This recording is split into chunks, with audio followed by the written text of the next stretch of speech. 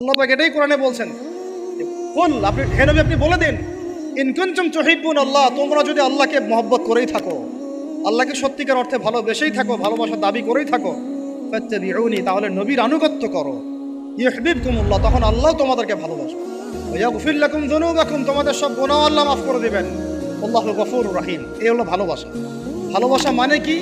ভালোবাসা মানে হচ্ছে আস-সামউ ওয়াত তাআ, আমি নবী এবং আল্লাহ এবং তার রাসূলের কথা শুনবো এবং আনুগত্য করব, শুনবো এবং এর নাম ভালোবাসা।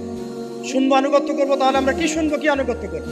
আমাদেরকে প্রথমে কোরআন পড়তে হবে, কোরআনের অনুবাদ জানতে হবে, কোরআন অনুযায়ী জীবন করতে হবে, ৫ ওয়াক্ত নামাজ পড়বো ইনশাল্লাহ, হালাল খাবো, যাকাত দিব, রমজানের সওম রাখবো, নবীর সুন্নাহ অনুযায়ী জীবনযাপন করব এবং সুন্নাহ বিরোধী, কোরআন বিরোধী, ইসলাম বিরোধী কোনো কাজে আমি লিপ্ত হব। এই তো ভালোবাসা। এই ভালোবাসা যদি বহিঃপ্রকাশ ঘটাতে আমরা ব্যর্থ হই, নিজেও ধ্বংস হব, পরিবারও